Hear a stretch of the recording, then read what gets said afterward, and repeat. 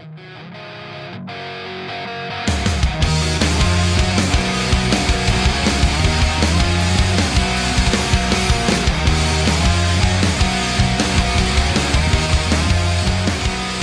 I have the ring all ready. I'm going to do the ice resin. And I will start with part A and a measuring cup. It's very important to use a measuring cup with ice resin. It has to be exact, 1-to-1 ratio. There has to be enough molecules of hardener to attach to the molecules of resin, as I understand it. Otherwise, it will not harden properly. If it doesn't harden properly, you can always go over it with another coat.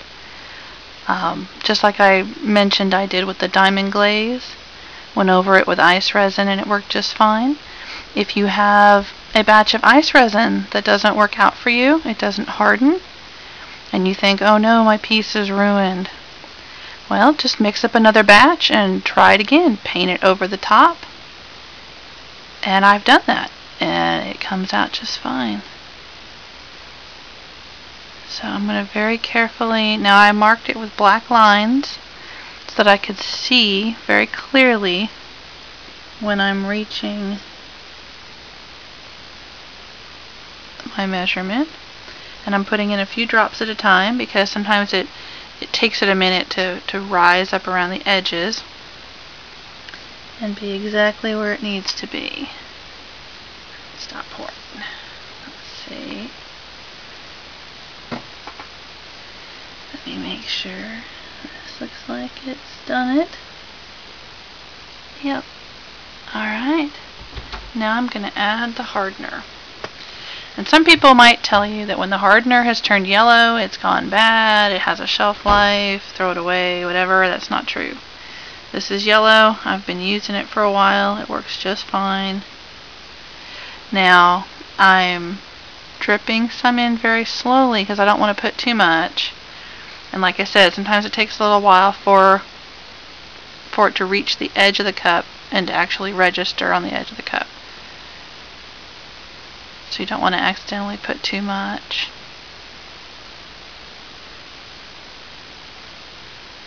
But just the right amount. Hardener. Part B. Watch it creep up around the edge. I'm going to wait a minute. Now another thing that I do, I like to have a box of little wipers, like baby wipes or whatever, ready to clean my hands. The ice resin can be very sticky. It's resin. And it's easier to take it off of your hands. Now people make the mistake of, oh, I'll rush to the bathroom and I'll wash my hands. Soap and water does not do it. I can tell you from experience. Soap and water will not get this stuff off your hands. Wiping it off with a paper towel gets it off your hands, a dry paper towel. Or sometimes I will use these little baby wipes, and that seems to work alright. I think it's more the act of just wiping it off than trying to wash it off. You try to wash it off and it doesn't do much. But wiping it will remove most of it. Now I've got a little bit on the tip.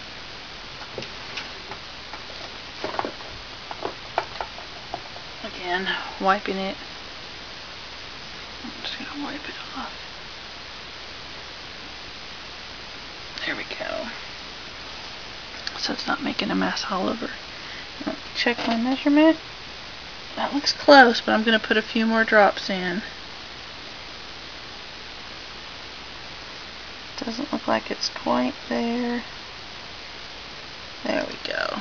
That looks like it's there. Now, I say do an exact measurement. In my experience, it's better to error on the side of just a drop too much hardener. It still comes out fine. I don't try to put extra hardener, but you know, if you happen to put an extra drop or two of hardener in, I think it's fine. Now I'm going to stir it, and the idea is that I want every molecule of hardener to touch every molecule of resin. It's going to look kind of like hard candy at first. Let's see if I can move my hands out of the way. You can see that. It'll look a little cloudy and thick, but just keep stirring and it will get clear. It also helps to do this when it's warm. I've noticed that when I do this in cold weather, if it's really cold in my house, like under 68, it doesn't seem to harden very quickly and it doesn't seem to work as well. I'm also under a very bright light, and it doesn't seem very bright maybe, but it is I can feel warmth coming off this light. That helps. Something else I've done is to wipe everything down. You don't want little bits of dust to get into the ice resin. Little bits of hair if you have pets. Dust. So I wiped everything down before I started working. Try to minimize the dust bunnies getting into my ice resin. And see, it's starting to get a little bit clear. Now, some people have told me with other resins that they get a lot of air bubbles. And how do you get air bubbles out of ice resin? Well, now sometimes you can't. This piece here, I have a little tiny little air bubbles down here, and I'm going to put more ice resin on top of that to try to fill in the air bubbles, and I'll show you how to do that in a minute. Or maybe on another video, I don't know. We'll see.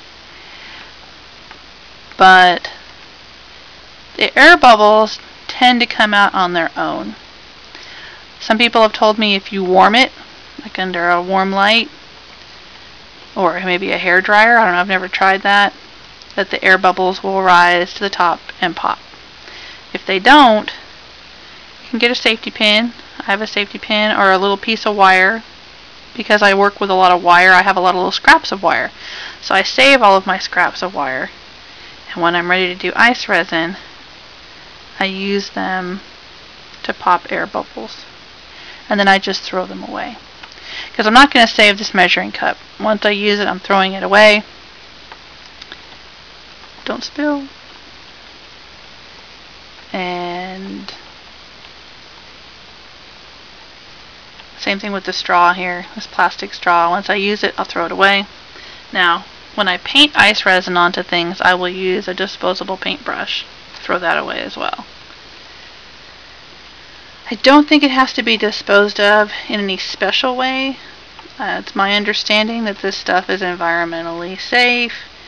It doesn't have to be taken to a chemical, disposal unit or anything the way that, like, say, I think it's ferric chloride that I use for acid etching. That has to be disposed of very carefully. But not this stuff. This stuff, you just throw it away. I wouldn't wash it down the sink. You don't want it hardening in your pipes. But, wrap it in a paper bag or a plastic bag. Stick it down in your trash. It should be fine. Alright. Now I'm going to... I don't know if you can see what I'm doing here. But I'm going to put a little bit of ice resin in this piece here that I'm going to work on. And let it seep down in. It's very viscous. It will start to thicken within about half an hour of mixing. And you can still work with it when it's thick.